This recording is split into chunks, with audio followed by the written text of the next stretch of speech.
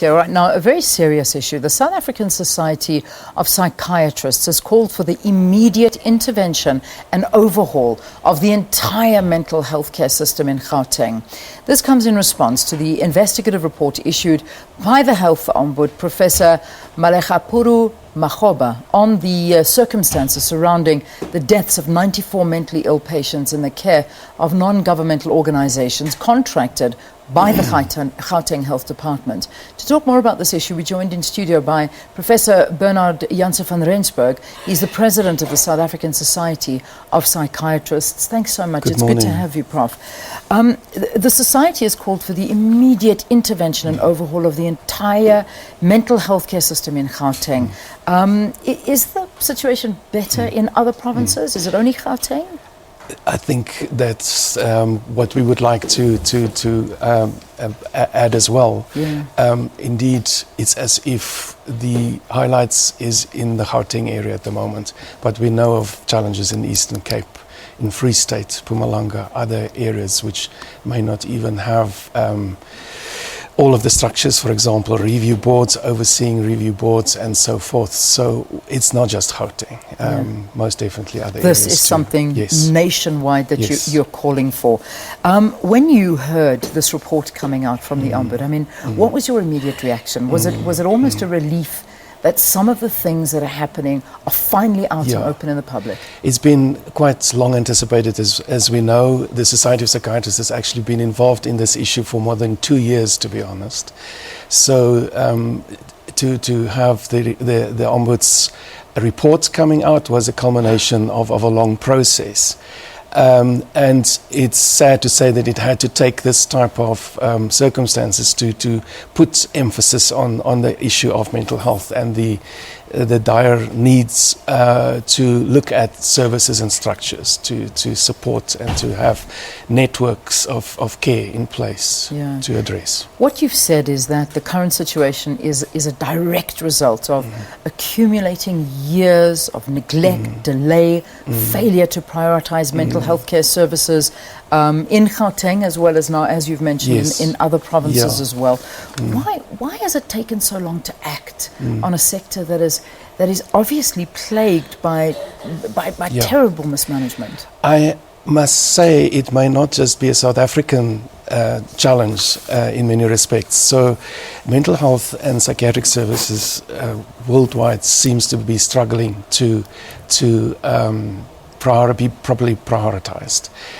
In other words, it's competing with other priorities in healthcare and just other priorities across the board, basic needs, housing, water, and all of those. So all of those are very pressing, but I think it's more often than not, unfortunately, to be seen not prioritized, relatively speaking, to what it should have been.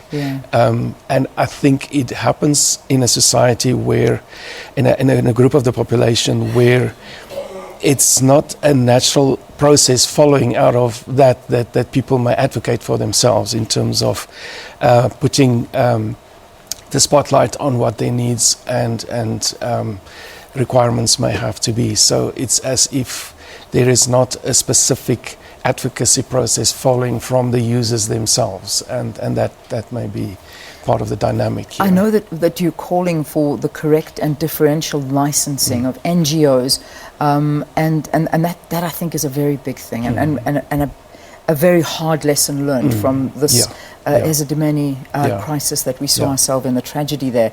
What is the role of your organization in monitoring these particular institutions? As we speak, I think the whole process of implementing, in particular, recommendations 11, 12, and 13 of the Ombud's report, which speaks to the immediate moving of patients still at risk, who are still in some of these NGOs. The National Department of Health is leading some teams. In the past week has been very busy in making those calculations of how many people have to be moved and what is the capacity of alternatively accommodating them. So I think it has been quite an active interventive process. I think there's report back to the national minister expected very soon. This process needs to be completed within 45 days following the Ombud's report. So I think there's as at the moment, and so the society has been invited to be involved in that, and are actually part of the teams going out in this regard. We're actually seeing that I mean, we see these 94 lives here. This is obviously referring to the life Esidimeni patients. So there are many of them that are still in unlawful NGOs. Correct. This is a very big problem. But do you think the current government facilities can house them? Can they handle them? I think there's an understanding at the moment that there's this urgent problem to address. At the same time, we are doubtful where they are actually in government facilities such capacity. So I do think one of the options on the table may be just to secure an immediate scenario, even if it may take another public-private type of agreement, but to do what it would take to secure the immediate scenario and possibly require more time to work the logistics and the requirements out of a more integrated, resourced, tiered service levels of service program. So that may take longer than the 45 days that just to secure the situation around the remaining patients in NGOs. Yeah. What about the call from the president saying that certain functions must be handed back to the health minister, that there must be an entire overhaul, and he is agreeing with the Ombudsman in his State of the Nation address that there is an absolute dire need for an overhaul of the sector. That was very noteworthy that it even was included in the President's State of Nations address.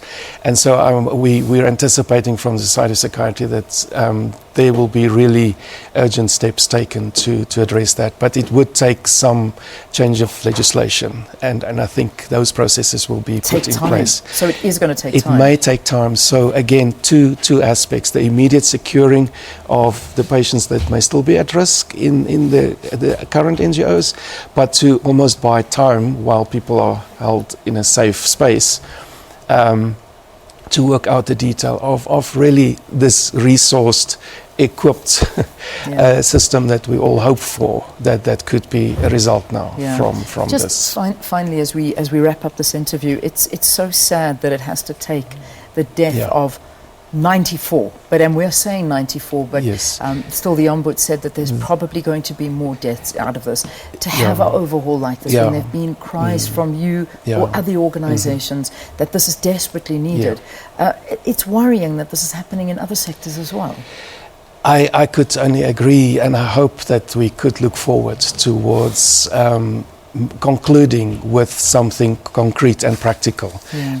One realizes that it will take a bit of time. You cannot perhaps implement everything in one financial year, but to start the process, in particular in terms of human resources, because that is what it would take. Staff employed on the ground, referral systems, networks, logistics, different tiers of referral. But to, for the first time, properly include this level of service, which was always just almost left to NGOs to cater for. So hence the differential licensing that may now be more relevant after this experience. Professor, thank you for talking to us here on the program. Thank Professor you. Bernard Janse van Rensburg, President of the South African Society of Psychiatrists, talking to us about the immediate intervention and overhaul of the entire mental health system that the President did acknowledge in his State of the Nation address as well, and hopefully we can see that happening very rapidly. All right, let's take a break. We've got some music for you.